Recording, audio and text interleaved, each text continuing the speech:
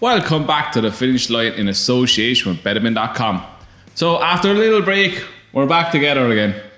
Prolonged break, I think. I think we needed it. Yeah, sick of it, yeah. Sick of it. Looking exactly. Got Dave in for the little Irish Derby preview. Did quite well, I think. We did. By all accounts. Oh, your job was under pressure. Yeah, massively so. You did quite well. There was no 0 to 65 tips though. No, that's true. Yeah. You still though. It was good. How was your weekend? Betting wise, any joy? Very good. I've had a prolonged rest break and I now have a list of notes, 3 horses to follow. There you go. One of them now I'd love to strangle the jockey. I'm still trying to work out if I ranted on about Japan on the podcast yet, or was it just to you that I annoyed you for about a day and a half of texts on why Japan is going to win the Arc? It was just me. Just you, yeah. Well, podcast I apologise already before we can get started. I do apologise. But he makes sense in some cases, and he's backed him for. I've calmed down a little bit now. No, you haven't, don't lie. I've calmed down on backing him. I've calmed down on his chance. Although I got a bit jiggy yesterday with C class. But anyway, come on, we'll get to that. Yeah, well, technically he's only one horse to beat now. Yeah, there's a couple in there, but not too many. Yeah, okay. We'll get to him. Right, we'll get to that one he has to beat. Enable at the weekend. Yeah. I thought she was very good. I thought Frankie again at his best. He just gets himself into those positions. Like it was like the Arc last year. I don't think she'd have won the Arc last year if she wasn't in the position that she was in. No. She had the box seat all the way around. Again, same in the Coral-Eclipse at Sandown at the weekend. Travelled like a dream. Quickened up, went clear, and just tied up and got a bit tired towards the line, which was perfectly acceptable. Magical is race fit. You have to remember, Magical got close to her in the Breeders' Cup as well last year. So, they're not miles apart. She's definitely better than Magical. But look, let's be honest, they are miles apart. I don't think they're miles apart now. She's not going to be beat. As twice Magical has had her day, and she's got close to her. Yeah, but Magical's a race fit. She's like. She is race fit, yeah. But going to how did Magical get better at Ascot? If she can run like that, you wonder, wouldn't you? Yeah, you would wonder. But I thought Enable was very good. Lovely reappearance, quickened up nicely, as I say, and just tied up a bit. And you'd have to think that all roads lead to the Arc again.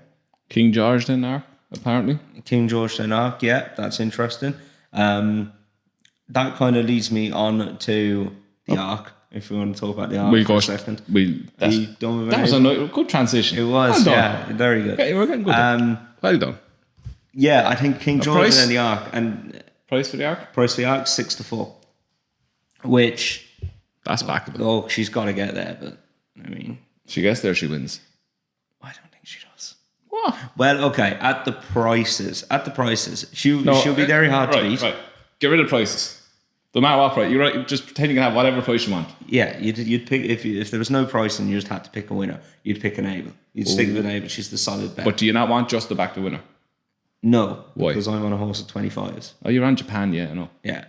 So my pick for the Arc at the minute, and it will be my pick for the Arc. So now is definitely Japan. After he won at Ascot, as I say, totally after timing here, but we got a bit on at 25s, a bit on at 20s. Bit more on 14s, and I hope she's not. You're worse than me, Lauren. Lauren, I can't even remember. Lauren, who's Lauren? I'm after removing that from my memory now. Who's Lauren? And I hope she's not listening because we had a bit more on 12s yesterday. I just think that's why you use the bleep so she don't know that sounds at the back end again.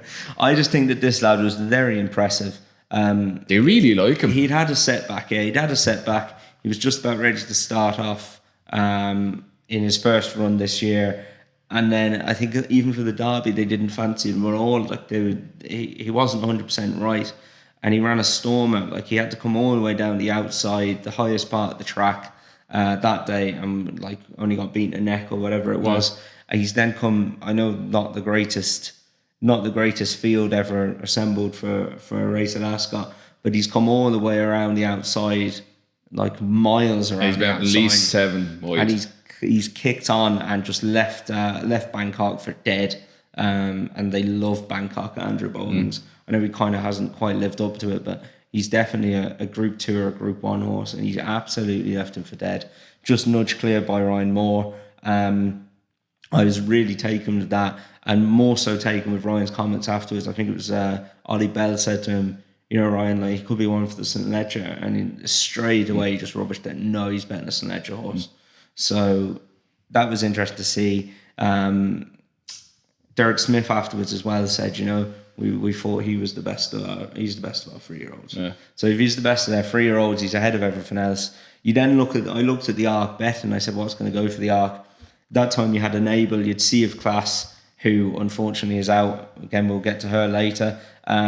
Sass, the French horse, who, he's only beaten French horses, really. Yeah. You've got Crystal Ocean, who is an older horse. He's run very well. He's got his Group 1 win. But, I don't know. I think if there was a horse, he is what he is. I think Enable had beat him. Then you get to Japan on 12s. And then after that, you're looking at Anthony Van Dyke, Magical, Dragonet, Maganar, and Annapurna, who are on 20s bar in places. I know they're different prices with Paddy Power, but you can get 20s about the rest of them. I just think Japan, to be in the free, you'd be hard pushed not to see him in it. If he's the best in them, the way he quick and clear, I really think he'd be in the free, and still at 12-1. Sea of Class came out yesterday. I was kind of worried about her, to be honest, but Sea of Class came out yesterday and he stayed at 12-1. So for a horse who I couldn't have had Sea of Class if she turned up out of the free, I think that's another one gone out of the free, I'm very keen on him for the Arc, especially each way, obviously, but I'm keen on him. There's a possibility they could clash in the King George. He's entered in the King George. It's Enable. Again, we're going to get to our news feed later, but O'Brien's 3-year-old plans, he's not going. Sorry, I'm jumping the gun now, aren't I? Yeah, he's not going. We've got a new layout. We're just about getting used to this, but he's not going to the King George because he's going for the Grand Prix de Paris. We'll get to it in a minute. I know. I'm just excited about it. He's going to France. So I can't tell. He'll come back. So never know you are. Right, 2 Darn Hot. 2 Darn Hot, yes, impressive. Quick and clear. And when the second horse, Space Blues, came to him, he went on again, which I liked. 7 furlong horse now? I don't know. I thought he stayed on well for the line. He might be a miler. He's definitely not a mile and a half horse. He's a 7 furlong or a mile horse. A mile is, I think, the furthest you'll see that horse over again. He looks better over 7. Yeah. Maybe he is better at 7 because he travels well and he stays well. Maybe a mile just stretches that, but I wouldn't mind him over a mile. Space Blues, you kind of looked at the form then to see what the form was like. He was second in the Jersey Ascot last time out to an RPI of 125. So 2 Darn Hot ran to an RPI of 125 yesterday. So you'd have to think the form is there in some way. The Richard Hannon horse in third is a solid group horse as well. Space Blues, as I say, second in the Jersey Ascot last time, second of 18 or something like that. I know that was only a Group 3, but you kind of group levels apart from Group 1s go out of the window. There's Group 2 and Group 1 horses running the listed races at Ascot, to try and win a race. Fox Champion was the horse in third, yeah. But I don't know, it's not too bad. I'd be interested to see where they go from here with him, if they go back up to a mile or stick at 7 furlongs. I think there's better milers there than him. Yeah, maybe there is. But, if you look at his form, he was second in an Irish Guineas. He was second behind Telecaster, who flopped again the other day. But, it's not awful form. It's not awful form by any means. Yeah. I think he just has the speed and the stamina, the 7 furlongs, the mile stamina to win at 7 with the speed. Yeah. That no one can get near him. Potentially he does. It could be his trip. I can see him now just being the 7 furlong specialist. How many 7 furlong Group 1s are there? That's your next problem. So I could probably see him stepping back up to a mile because of that fact. And the way he stayed onto the line, I don't think they'll be worried about it. They'll go back up, no doubt. Yeah, no, he was impressive. Good to see him get his season back on track. Him and Enable, the 2 stars of the weekend, really. Any other race you want to talk about? The other race I want to talk about. Is there any? Is there any other one you want to talk about? Not yet. I've got my ones to follow. I've got 3 ones to follow today, guys. Go on, go for the follows. You want to get to the ones to follow? We'll go do that and then we'll do the news then. Okay, ones to follow. Right. We'll race down through these. You're going to love my first one. Horse called David's Charm. Stop. Really high-class dual-purpose horse. He was third at the Curragh on the 29th of June. As with all these races, guys, I'd say go back and try and watch the replays and see what you think for yourselves. But he was an eye catch at everyone, really. He's the winner. He should have won it by 3-4 lengths. He was really keen throughout the start of the race. That's key to note as well, not just the end of the race. Towards the end of the race, he just had no room. Chris Hayes went left, he went right. But Chris Hayes waited till the furlong out to move. He did, yeah, I know. He didn't have a lot of room, and then he got out. Go back 2 furlongs out, you could get a double-decker bus out of where he went. I don't think he wanted to go that early, though, is the problem. Why wait a furlong out, though, to go? I think he it's only 200 metres you have to run. I think he wanted to win snugly, I think. But look, he should have won that day. He's gone up £3 to 86. He's only gone up 3. Yeah, he'll win next time. He'd be even money though. Like if he'd won that race, he'd have gone up at least £6 or £7. So he's probably a few pounds well in. He's been competitive off those kind of marks before. He's won at Galway, over hurdles, admittedly, but he has won at Galway before. Premier I would handicap. be very interested. There's a race on the first day.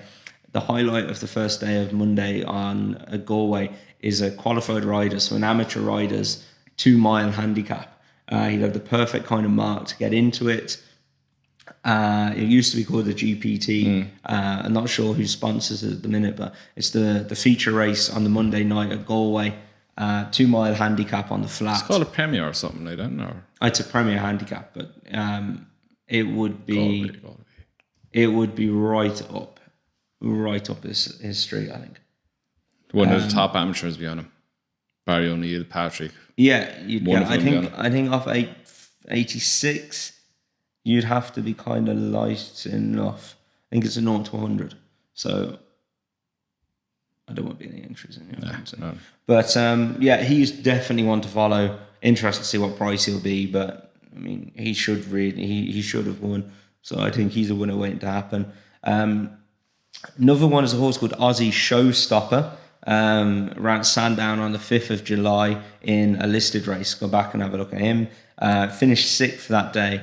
Veered violently left coming out the stalls in a 5 furlong race. We must have given away 5 lengths. Was then last all the way. Travelled into it for Shane Kelly. Had little room when he was going to go through a pair. Had to pull out wide, and Shane just looked after him, just hands and heels. But really caught the eye and ran on nicely. Was beaten a long enough way, but finished 6th. That was only his second race, won on debut for Richard Hughes. As I said, that was a listed race, so it'd be interesting to see where they go there, if they go for another listed race or a conditions race, but certainly up to being banged there in a listed race, I think. Aussie Showstopper is his name for Richard Hughes. Then one from yesterday, which it took me 2 watches of the race to see this, because I actually rewound it to go back and see Pat Flynn's horse. Oh, you Pat Flynn's horse ran on down the outside and really caught the eye. So I think one that a few people might have missed is Cirrus Dallin. This was the 4 o'clock at Limerick yesterday, which was the 7th of July. Held up out the back. They went very fast, so probably was the place to be. But he was held up out the back. Trouble in running then when he came through. He was down the inside, went for a couple of gaps. Horses coming back on top of him, pushed him back. Had to turn out, had to switch out to the left then. Colin Keane just got after him. He gave him 1 flick behind the saddle when he got out, but he flew home to be 3rd. Really looked like he should have won. Wasn't a great race, but he was rated 66 yesterday. He was once rated 80 over in the UK. He won. He was second twice off 67 last season for Dennis Hogan. He won at Laytown on the beach off of 62. He should have won the last time. I think it was only his second start of the season. And yeah, he is really one to follow. And yeah, he very much took the eye now when he was getting snatched up, took out, flew. I'm glad he came third because I was on the winner. Yeah, well, he should have won. I think he would have even gone past Pat Flynn's horse if they'd have both had the same time of run. I think he's a winner waiting to happen now. He is really keen on him next time out. Cirrus Dallin, his name is. 4:00 in Limerick on Sunday he ran. Yeah, that's how catchers done. Follow. Yeah, they're my eye catchers. So we're gonna jump onto the news. We have a kind of, I'm not gonna say we robbed it off people. No, we wanted to put a news section in, so I think we're just gonna format it. Yeah, we're gonna format it in a way that kind of Racing UK do it for all the world. Racing TV, yes. Right, we'll be back with the news. So the first segment we'll start off with Darren Yates taking his horses out of Phil Kirby's. Painful, on isn't it? superstition. I'm superstitious because a few flat horses haven't won. I just what an absolute bottler. I just don't get it. You go and what is it? A month ago, he's a Doncaster buying horses with stood with Phil Kirby buying the dearest national hunting horse in training of all time, interconnected for 620 grand. And a month later, the horses are gone. How do you get that superstitious in 4 weeks? I just don't understand it. It's absolute bullshit. There's obviously another reason. I mean, I heard Jamie Osborne on Nick Up the other day. I thought he was brilliant. He was saying, what did he do? Go for a reading, and the tarot cards came out with Dan Skelton's face on them. Jamie Osborne is. It's for a guy who really wants to get into the game and has obviously got a lot of money to spend. He spent 400 grand on Black Lion. He spent 170 grand on Don Poley. That's the worst 400 grand you're ever going to spend. But and 170. But the point being, why not say, okay, and I'm all for it. If I was an owner and I had a few million to spend, I had loads of horses. If I had 20 horses, I'd have them split between at least 3 trainers. Yeah. Because if one trainer's in bad form, hopefully the other one won't be. Trainers come in and out of form. It happens. We see it all the time with different yards. It happens to everybody. Split your horses up. Fine. Say to Phil Kirby, okay, I'm not just going to be your owner. I'm going to go and have horses with Dan Skelton. Yeah. I'm going to have horses with Paul Nichols, Nicky Henderson. And sure, Phil Kirby'd have no problem with that. I'll give you X amount every year. It actually takes the pressure off him a bit, But to move them and say you're superstitious, it's just come out and say what the problem is. Don't come out and say you're superstitious. Have a pair of balls and say what. We're not that stupid. Come out and say, okay, I actually don't feel that. In the last 4 weeks, I'd actually just decided that Phil Kirby isn't a good trainer, so I want to move my horses to Dan Skelton. Come out and say it, I put my sock on the wrong day when I bought the horse, so I can't keep him there. Yeah. As Jamie Osborne said as well, his card is marked. Who's going to want to train for him now? As a trainer, if you're going out, you've got agents or you've got people who work for you or you've got yourself, you're trying to source new horses and look for them. Yeah. You source a new horse, you get a deal done, you get a price agreed, you then put it to an owner. You're not going to be in a rush to go if you go and find a horse for 400 grand in France, okay, maybe a bad example because there's not so many people that you could sell that horse to. But Dan Skelton probably has 4 or 5 guys who he can try and sell the top level horse to. Guarantee you Darren Yates is not going to be on top of that list. No, he's going to be the bottom. Yeah. Even if he's on the list. Yeah, exactly. He's going to be a long way down that list. He's not going to be trusted. He's out there digging a hole for himself. Massively so. Massively so. Doesn't come out of it and looking very good at all. Not one bit. Shame for Phil Kirby. He's done a good job with some. I personally know a couple of horses over there that he's done a good job with. It's just tough. It's just ridiculous. He wasn't even given a proper go. Yeah, it's not like these horses ran. It's not like Internet comes out and gets beaten in a novice hurdle at Newcastle in October, and he goes, "Oh God, he hasn't run so well. I might move it." He hasn't had a chance. He hasn't had a chance to run Black Lion. Yeah, he got Don Poley the night before the Grand National. Exactly. So you're either going to give the guy a chance or you're not. I just don't understand why you would buy the horses with him and then move them. That's Bottler. Absolute bottler. Right. Anyway, next. Poor John McCririck. Poor John McCririck. I heard loads of really nice obituaries to him, basically. Just on a personal point of view, growing up, watching Channel 4, watching the Morning Line, watching Channel 4 racing. It's the reason I watched it, because he didn't make a born. He was the face of it, and I was lucky enough, my dad used to bring me to Worcester and Stratford and Warwick, and if Channel 4 would be there, you'd be up. There's a picture of me when I'm about fucking 4 foot and about 8 with John McCririck after getting an autograph signed. Can we get this in this little segment here now? What, the picture? Get the picture. I don't know. You have to know. I have to say where the picture is. All I can remember is the picture, because I had a little autograph book and I used to get everyone to sign it.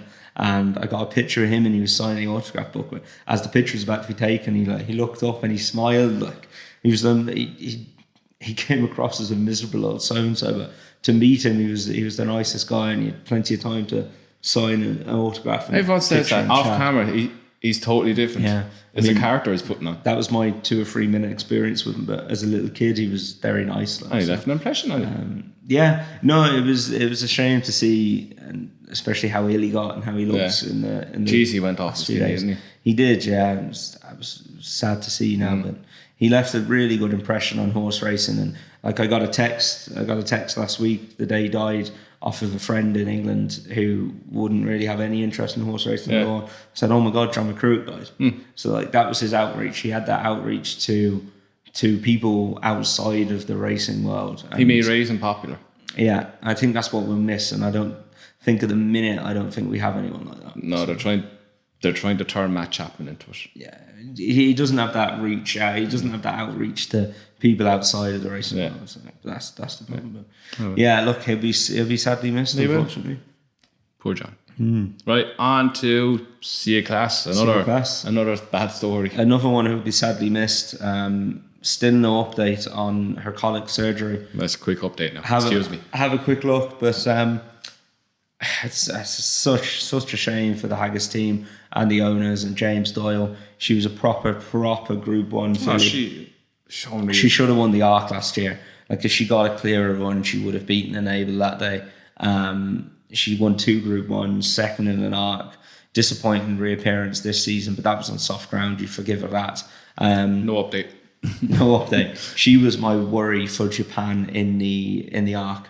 I was kind of like, you just in a betting race like that, you just have to take Enable out of it. And she was the one I was like, right, she'll be in the free. Yeah. Hopefully they can save her, and she'll be a lovely broodmare, won't she? They're not sounding too confident though, are they? Yeah, it's really tough on colic surgery.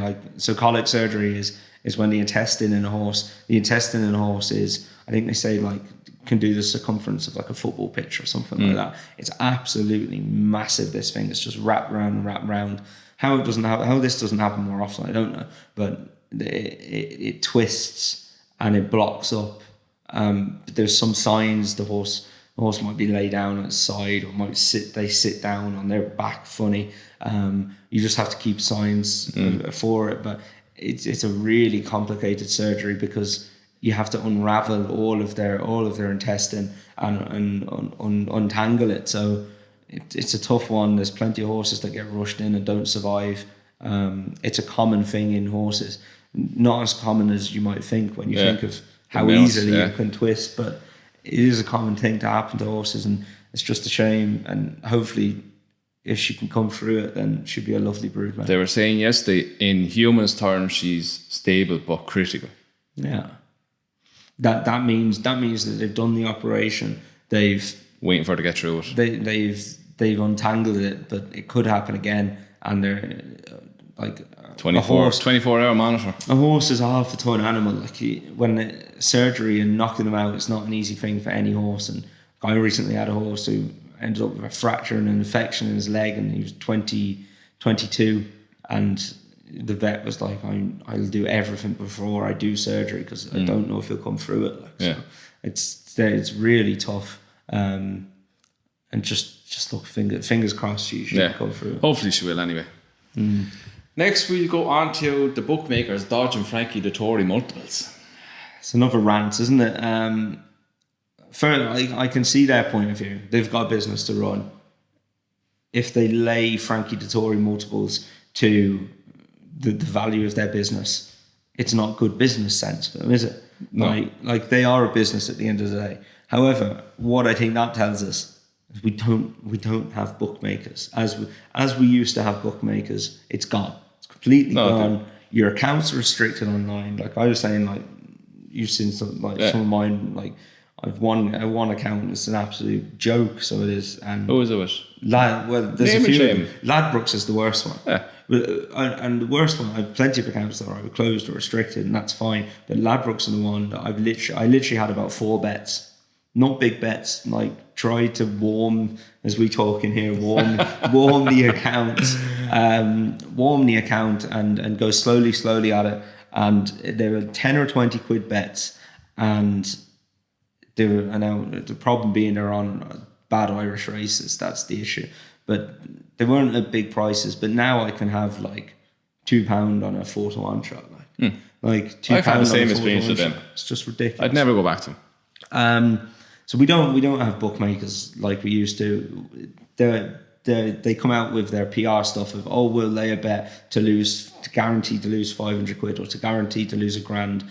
And you're like, oh, right, fantastic. Like that's not a big liability for you. We might have a chance of getting on. Then you look at the terms and conditions, and it's on a Saturday or on a Class 2 handicap, on a Class 2 race or above. Yeah. So it's like, okay, so you're restricted. You're restricting. Everything is restricted. I mean, they'll say, oh, it's not a restriction, but it is. There's restrictions and conditions around nearly every bet. Every bet that I place, there'll be a restriction or a condition around it.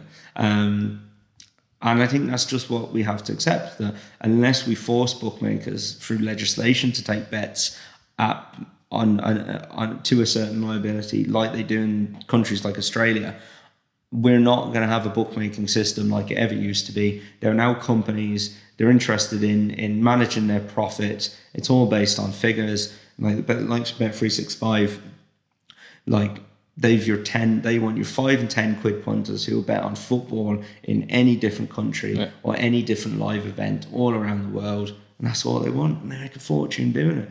You put yourself in their shoes, why wouldn't you do it? But from a horse racing industry where we want to have a bet on a horse, and like it's our opinion. Like even if you want to say someone's got inside knowledge, you get plenty of phone calls on lads. Or I've worked in yards, and you're like, this will win today. Like this can't get beaten. Finish stone last, and they get beaten. They're horses at the end of the day. You're betting to your opinion. Some people are better than others, so that's why your accounts get closed and they don't want your business. That's understandable, but to not take bets off the general public on Frankie, like what are the actual chances of Frankie Dettori going through the card? 1,000,000 to 1. Yeah. If not bigger. So, but this is the point. Their odds already reflect that chance. There's a chance he can do it, but the odds on those horses will be shorter than the odds of him doing it. It's like winning the lottery. There's a reason someone wins the lottery, the Euro Millions could lose 200 million.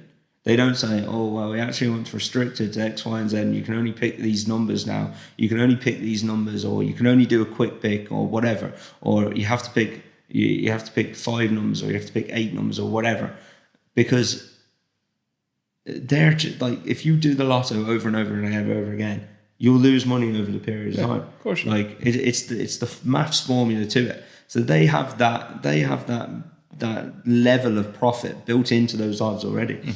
They don't want to do SP on the last 2 because if we want you to have the bet on, but if we get to a position where Frankie's winning the last 2, we want to make sure that the SP is 4-6 instead of the horse's actual chance being an 8-1 shot. Prime example of what they've done in Ascot. Exactly, so we can cover our liabilities. Like I have a problem with that. I don't think that's ethical. Cheating. I don't think it's ethical to be doing that.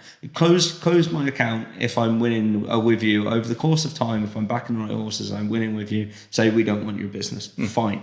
Don't try and move. Don't the take odds the piss. Even more in your favour than they already are. The odds are already in their favour. They bet to below Betfair odds. If you take Betfair as the perfect market, they bet to below Betfair odds. Don't make it even more in your favour. Vancouver. Well said. Totally agreed there. Right, Shit go on, bag. quickly. What did, 4 Jesus. minutes. Aidan O'Brien 3-year-olds. Boom. Aidan O'Brien 3-year-olds. Go. We've already mentioned Japan. No, we haven't. Japan is apparently going to the Grand Prix de Paris. That'll be interesting to see how he gets on from there. They're not going to the King George. Apparently, Anthony Van Dyke and Sovereign are going to the King George. They'll likely take on Enable there. Very interesting to see how close they can get to her. If Japan is meant to be the best of them. So Dragonet has had a little setback. Has he? The Irish Champion Stakes is his aim in September. So, but yeah, we're big on Japan. Japan 12-1 for the Arc. As he rubs his hands. As I rub my hands. And do you know what the worst thing is? I can't go. My October's looking horrific. You've got 6 weddings, don't you? That's kind of starting next year, but I've a family 21st on the 12th. I've a family 21st and the 18th, stag in Edinburgh on the 12th, and I'm going to the NFL in London on the last weekend, the bank holiday. So I just can't fit Paris in. But you can. I'm sketchy. Oh look, I got on the wrong flight. Whoops. I know. We need some winners before that. If David's Charm, Cyril Stalin, and Aussie Showstopper all come in, then maybe we can look at Paris. But I miss it. It's a really, really good weekend in Paris. Sure, look, you'll get there. I have every faith that you'll get there. We'll see. Just don't buy another kitchen. The kitchen's bought, so that's done. Yeah. Right, that's done and dusted for this week. Well, not this week. We'll be back for the weekend preview where we've Ascot, Newmarket and York and everything else to go with it. So we'll see you on Wednesday. Wednesday, Thursday. Thursday. Enjoy your week. Talk to you soon.